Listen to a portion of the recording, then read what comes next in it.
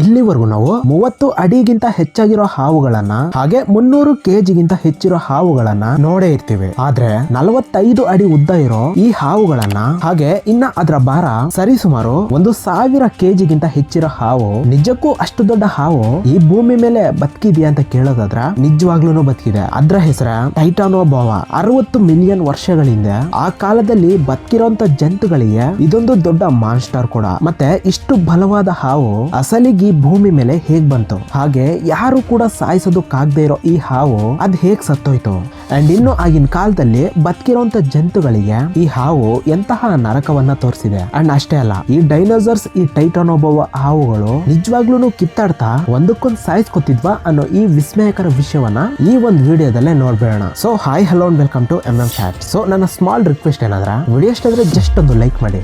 ಅಸಲಿಗೆ ಟೈಟಾನೋಬೋವಾ ಹಾವು ಕೆಲ ಲಕ್ಷ ವರ್ಷಗಳಿಂದ ಇದು ಬದುಕಿದೆ ಅಂತ ನಮ್ಗೆ ಹೇಗ್ ಗೊತ್ತಾಯ್ತು ಅಂದ್ರೆ, ಕೊಲಂಬಿಯಾದಲ್ಲಿರೋ ಸೆರೆಜಾನ್ ಕೋಲ್ ಮೈನ್ ಗೆ ಕೆಲವು ಮಂದಿ ಜಿಯೋಲಜಿ ಸ್ಟೂಡೆಂಟ್ಸ್ ಫೀಲ್ಡ್ ಟ್ರಿಪ್ ಗೆ ಅಂತ ಬಂದಿದ್ದಾರೆ. ಅದರಲ್ಲಿ ಫ್ಯಾಬಿಯಾನಿ ಹೆರೆರಾ ಅನ್ನೋ ಒಬ್ಬ ಸ್ಟೂಡೆಂಟ್ ಗೆ ಒಂದು ಕಲ್ಲಿನ ಮೇಲೆ ಎಲೆ ರೀತಿಯ ಈ ಒಂದು ಟೆಕ್ಸ್ಚರ್ ಕಾಣಿಸುತ್ತೆ. ಇದನ್ನ ಗಮನಿಸಿ ಅದನ್ನ ತನ್ನ ಮೇಲಾಧಿಕಾರಿ ಪ್ರೊಫೆಸರ್ ಕಾರ್ಲೋಸ್ ಜರ್ಮಿಲ್ಲೋ ಅನ್ನೋ ಜಿಯೋಲಜಿಸ್ಟ್ ಗೆ ಇದನ್ನ ಕೊಡ್ತಾರೆ. ಈ ಟೆಕ್ಸ್ಚರ್ ಅನ್ನ ನೋಡಿದ ಪ್ರೊಫೆಸರ್ ಗೆ ಏನೋ ಡೌಟ್ ಬಂದು ಕೆಲವು ಮಂದಿ ಟೀಮ್ ಅನ್ನ ಕರೆದುಕೊಂಡು ಇನ್ನೂ ಏನಾದ್ರೂ ಸಿಗ್ತಾವೇನೋ ಅಂತ ಹಾಗೆ ರಿಸರ್ಚ್ ಮಾಡೋದಕ್ಕೆ ಹೋಗಿರೋ ಇವರಿಗೆ 2003ರಲ್ಲಿ ಒಂದು ವಿಚಿತ್ರ ಆಕಾರ ಇರೋ ಒಂದು ಬೋನ್ ಪಾರ್ಟ್ ಅನ್ನೋ ಸಿಗುತ್ತೆ. ಅದನ್ನ ತಗೊಂಡ್ ಬಂದು ಟೆಸ್ಟ್ ಮಾಡಿದ್ರೆ ಅದೇನೋ ಅರ್ಥ ಆಗದೆ ಕೆಲ ಶತಮಾನಗಳಿಂದ ಬದುಕಿರೋಂತ ಕ್ರೊಕೊಡೈಲ್ ಪಾರ್ಟ್ಸ್ ಏನೋ ಅನ್ಕೊಂಡ್ರು. ಅಷ್ಟೇ ಅಲ್ಲದೆ ಇದರ ಪೂರ್ತಿ ಅಸ್ಥಿ ಪಂಜರ ಏನಾದ್ರೂ ಸಿಗುತ್ತೇನೋ ಅಂತ ರಿಸರ್ಚ್ ಆದ್ರೆ ಮಾಡ್ತಾನೆ ಇದಾರೆ. ಕೊನೆಗೆ 2009ರಲ್ಲಿ ಒಂದು ಭಯಂಕರವಾದ ನಿಜ ಅನ್ನೋದು ಆಚೆಗೆ ಬರುತ್ತೆ. ಅದೇನಂದ್ರೆ, ಇದು ಕೆಲ ಲಕ್ಷ ವರ್ಷಗಳಿಂದ ಬದುಕಿದ್ದಂತಹ ಅತಿ ದೊಡ್ಡ ಅಸ್ತಿತ್ವದ ಟೈಟಾನೋಬೋವಾ ಅನ್ನೋ ಹಾವಂತ.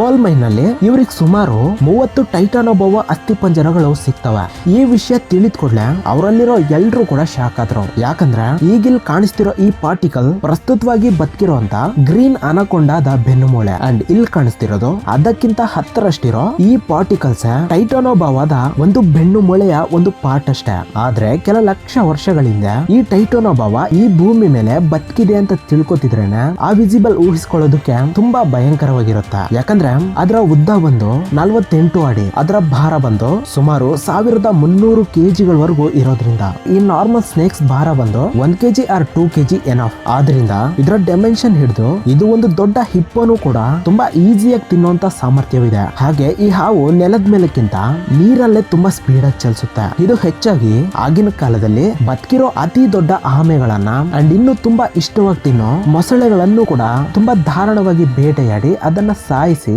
ಈ ಹಾವುಗಳು ತಿಂತಿದ್ವು. ಒಂದ್ ವೇಳೆ ಅಪ್ಪಿತಪ್ಪಿ ಇದ್ರ ಕಣ್ಣಿಗೆ ಯಾವ್ದಾದ್ರು ಜಂತು ಕಾಣಿಸ್ಕೊಂಡಿದ್ದೆ ಆದ್ರೆ ಅದರ ಡೆತ್ ಡೇಟ್ ಅನ್ನೋದು ಆ ದಿನವೇ ಕನ್ಫರ್ಮ್ ಆಗುತ್ತೆ. ಈ ಟೈಟಾನೋಬೋವಾ ಹಾವಿಂದ ತಪ್ಪಿಸ್ಕೊಳ್ಳೋದು ಅಂದ್ರೆ ಅದು ಇಂಪಾಸಿಬಲ್. ಅದು ನರಕ ತೋರಿಸಿದ ನಂತರವೇ ಸಾಯಿಸುತ್ತೆ. ಇದು ಎಷ್ಟೇ ಗಾತ್ರದ ಜಂತುಗಳನ್ನಾಗ್ಲಿ ಹೇಗ್ ಗಟ್ಟಿಯಾಗಿ ಆಕ್ಸಿಜನ್ ಸಿಗದೆ ಉಸಿರಾಡೋದಕ್ಕೂ ಆಗದೆ ಇರೋ ವಿಧವಾಗಿ ಬಿಗಿಯಾಗಿ ಸುತ್ತಿ ಅದು ನರಕ ನೋಡಿದ ನಂತರ ಅದನ್ನ ತಿನ್ನುತ್ತೆ. ಸೊ ಇಂತಹ ಭಯಂಕರವಾದ ಹಾವಿನ ಬಗ್ಗೆ ತಿಳ್ಕೊಂಡಂತಹ ಚೈನೀಸ್ ಫ್ರೆಂಚ್ ಆರ್ಟಿಸ್ಟ್ ಇದರ ಅಸ್ಥಿ ಪಂಜರವನ್ನ ಆತನೇ ತಯಾರು ಮಾಡಿ 2012ರಲ್ಲಿ ಆಸ್ಟ್ರೇಲಿಯಾದಲ್ಲಿರೋ ಗ್ಯಾಲರಿ ಆಫ್ ಮಾಡರ್ನ್ ಆರ್ಟ್ ಅನ್ನೋ ಮ್ಯೂಸಿಯಂ ನಲ್ಲಿ ಇದನ್ನ ಜನ ನೋಡೋದಕ್ಕೋಸ್ಕರ ಇಡ್ತಾರೆ. ಇನ್ನ ಇದನ್ನ ನೋಡಿದ ಜನಗಳೆಲ್ಲರೂ ಕೂಡ ಇಷ್ಟು ಭಯಂಕರವಾದ ಹಾವು ಹಿಂದೆ ಒಂದು ಕಾಲದಲ್ಲಿ ಬದುಕಿತ್ತ ಅನ್ನೋದನ್ನ ತಿಳಿದು ತುಂಬಾನೇ ಶಾಕ್ ಆಗೋದ್ರು. ಈ ಹಾವಿನ ಒಂದು ಬ್ಲಡ್ ಅನ್ನೋದು ತುಂಬಾ ತಣ್ಣಗಿರುತ್ತೆ.